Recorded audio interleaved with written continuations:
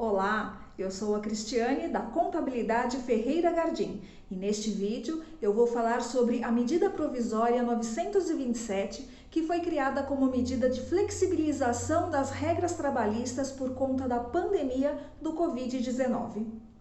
Antes, se inscreva e siga a Contabilidade nas redes sociais para ficar sabendo sempre que tiver assunto empresarial por aqui. Você empreendedor, se lembra da medida provisória que trouxe algumas possibilidades em relação ao empregado para diminuir o impacto das empresas com a quarentena? Esta, como todas as medidas provisórias, tem validade de 60 dias, podendo ser prorrogada por mais 60 dias. E neste período, se não for votada pelas duas casas do Congresso Nacional, perde a sua validade. E foi o que aconteceu com a medida provisória 927 de 2020, que até chegou a ser votada na Câmara dos Deputados, mas não na dos senadores, e perdeu os seus efeitos a partir do dia 20 de julho. Só para relembrar, esta medida trazia possibilidade do empregador colocar o empregado em teletrabalho, mesmo sem a sua concordância, e isso inclui o home office e o trabalho remoto.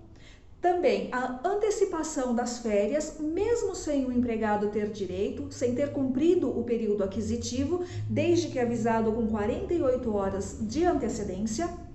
Postergação do pagamento de 1/3 das férias até dezembro deste ano. Possibilidade de fazer o pagamento das férias até o 5º dia útil do mês seguinte.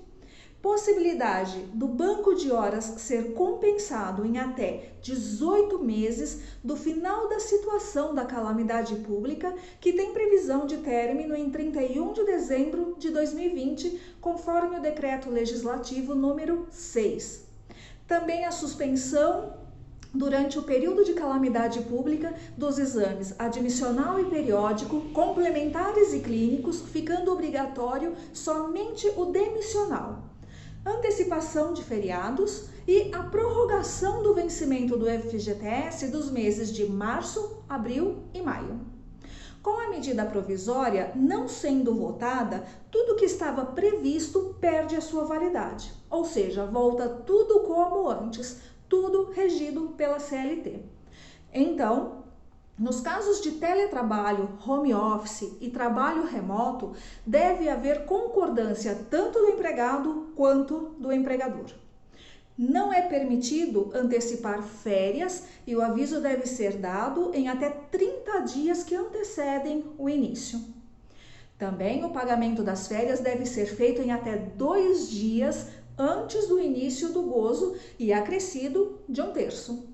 O banco de horas deve ser compensado conforme CLT ou previsão em convenção ou acordo coletivo.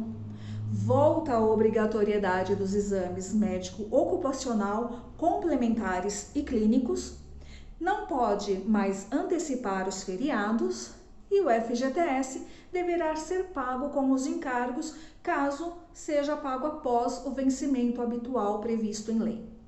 Mas e o empreendedor que utilizou algum ou todos os benefícios da MP e que perdeu agora a validade? O que acontece?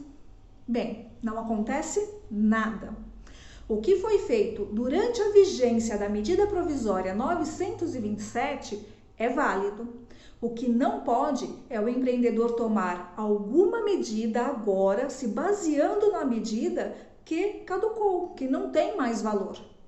Se você tem dúvidas sobre que medidas ainda pode tomar para amenizar os impactos da quarentena, converse com o seu contador para saber o que está vigorando atualmente e não tomar decisões que possam comprometer o seu negócio. Caso queira, também pode deixar aqui a sua pergunta, que será um prazer compartilhar conhecimento. Compartilhe também, alguém pode precisar saber sobre este assunto. Não deixe também de curtir, se inscrever no canal e ativar as notificações. Grande abraço!